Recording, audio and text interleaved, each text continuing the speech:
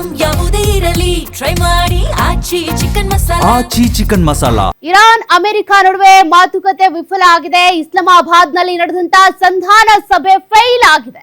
ಎಲ್ಲರೂ ಕೂಡ ನಿರೀಕ್ಷೆ ಮಾಡ್ತಾ ಇದ್ದಿದ್ದು ಈ ಮಾತುಕತೆ ಸಕ್ಸಸ್ ಆಗ್ಲಿ, ಯುದ್ಧದ ಪರಿಣಾಮ ತಗ್ಗಲಿ ಅಂತ. ಆದ್ರೆ ಆ ಸಂಧಾನ ಸಭೆ ಫೇಲ್ ಆಗ್ಬಿಟ್ಟಿದೆ.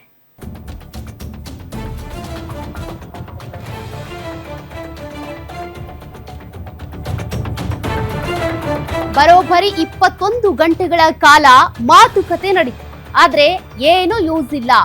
ಜೆಡಿ ವ್ಯಾನ್ಸ್ ಅಧಿಕೃತ ಘೋಷಣೆ ಮಾಡಿದ್ದಾರೆ, ಸಂಧಾನ ವಿಫಲ ಅಂತ. ನಮ್ಮ ಷರತ್ತುಗಳನ್ನ ಒಪ್ಪೋದಕ್ಕೆ ಇರಾನ್ ಸಿದ್ಧವಿಲ್ಲ. ಇರಾನ್ಗೆ ಇದು ನಿಜಕ್ಕೂ ಬ್ಯಾಡ್ ನ್ಯೂಸ್. ಯಾವುದೇ ಸಂಧಾನ ಇಲ್ಲದೆ ನಾನು ವಾಪಸ್ ಆಗ್ತಾ ಇದ್ದೀನಿ ಅಂತ ಜೆಡಿ ವ್ಯಾನ್ಸ್ ಹೇಳಿದ್ದಾರೆ. ಅಮೆರಿಕಗೆ ವಾಪಸ್ ಆಗ್ತಾ ಇದ್ದೀನಿ ಅಂತ ಜೆಡಿ ವ್ಯಾನ್ಸ್ ಅವರು ಹೇಳಿರುವಂತದ್ದು. ಅಲ್ಲಿಗೆ ಯುದ್ಧ ಹಾಗೆ ಮುಂದುವರಿಯುತ್ತಾ. ಹಾಗಾದ್ರೆ ಕದನ ವಿರಾಮ ಅಂತ ಏನು ಟ್ರಂಪ್ ಘೋಷಣೆ ಮಾಡಿದ್ರು, ಇನ್ನು 2 ದಿನ ಟೈಮ್ ಇತ್ತು ಬಿಡಿ. ಹಾಗಾದ್ರೆ ಅದೇ ಕದನ ವಿರಾಮ ಮುಂದುವರಿಯುತ್ತಾ ಇಸ್ರೇಲ್ ಮಾಡ್ತಾ ಇರುವಂತ ಅಟ್ಯಾಕ್ಗಳು ಮತ್ತೆ ಶುರುವಾಗುತ್ತಾ? ಸಾಕಷ್ಟು ಪ್ರಶ್ನೆಗಳಿದ್ದೇ ಇದೆ.